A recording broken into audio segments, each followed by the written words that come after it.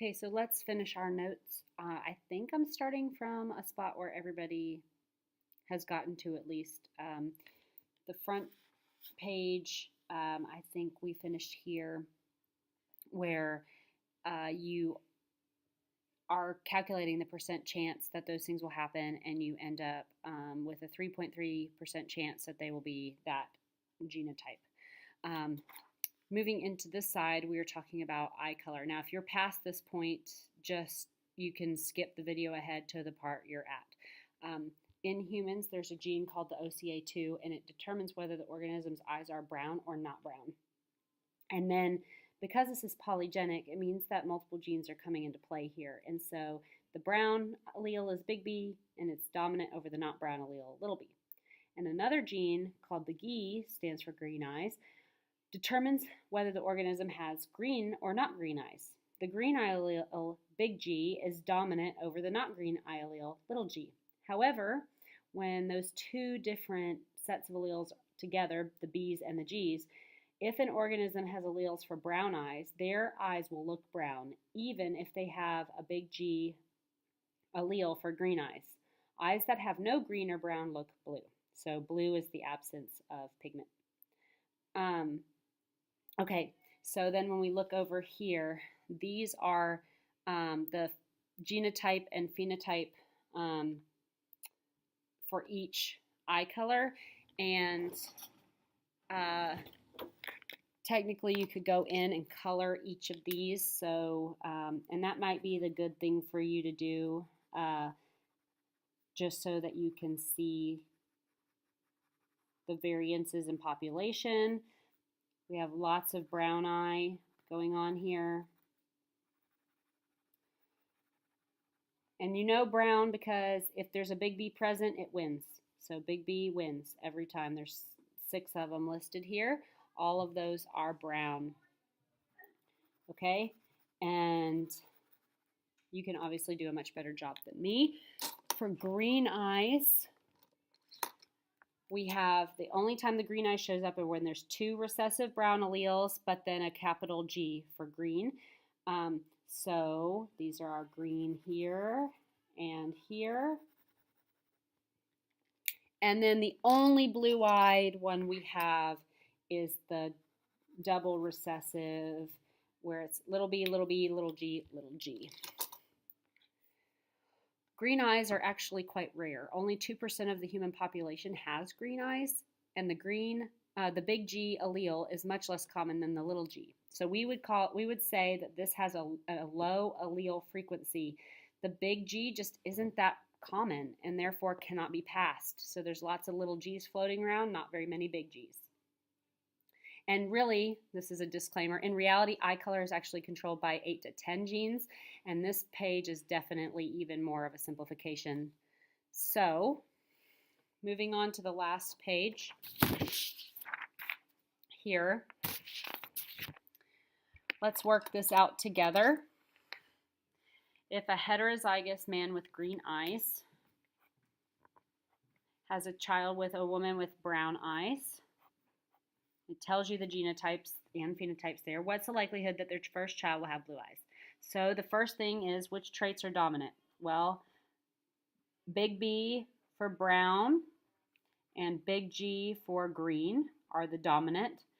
And then little b for blue and little b for green. Oops, I meant G, little g for green. Hello, totally wrote that wrong. Let's do that again. Okay, little g for blue. There we go. So if it has the little recessive ones, 2 of them, then they're going to be blue. Okay, so parent number 1 was heterozygous green eyes. Their phenotype was green. Little b, big G, little g. It tells you that over here. Parent 2 was brown. And that one was big, little, big, little, big, little. So now how do we get the gametes? Well, this gamete is little b with a big G, little b with a little g, and then it does the same thing again. So we only have to write it once. so to speak. So little b, big G, and little b, little g. Over here, it's big, big, big, little, little, big, little, little. So big, big, big, little, little, big, little, little. All right. Now we're going to take those alleles, they're across the top and down the side, green eyes and brown eyes, and we're going to fill in what's left. So we need to know these would be brown eyes, brown eyes. This would be, see, little, little, but big, big, so these would be green. Little, little, big, little, these would be green. Big and big, so this brown wins out. Again, the brown wins out here because of the big B.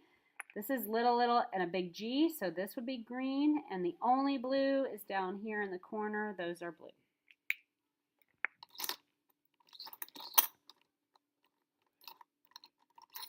So now we're looking at the phenotype ratio. Remember, in dihybrid problems, we don't really write the genotype ratio out. So how many brown eyes? We can count here. 1, 2, 3, 4. That's 4 out of, there's 8 here. So 4 out of 8 is 1/2 are brown-eyed. And we have 1, 2, 3 green-eyes out of 8. And we have 1 out of 8 blue eyes. That's your phenotype ratio. So the question then came back to, what is the likelihood that their first child will have blue eyes? 1/8. So, and the percentage of that is, you can use a calculator on that. 1/8 is 12.5%. So 12.5% chance of being blue-eyed. Okay?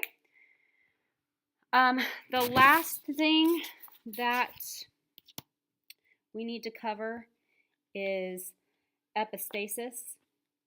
So give me just 1 second to get there. Sorry for the delay. I just didn't have it pulled up correctly.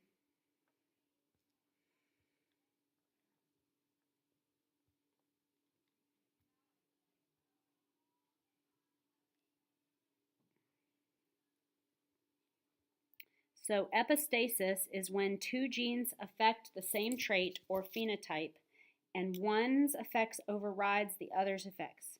One gene is considered to be epistatic to the other. So brown and blue, look here, you have a big B for brown, a little b for blue. A big A is normal pigment, a little a is albino. If an individual has the alleles for brown eyes, big B, but also has alleles for albinism, little a, that individual will have very light blue or even pinkish eyes.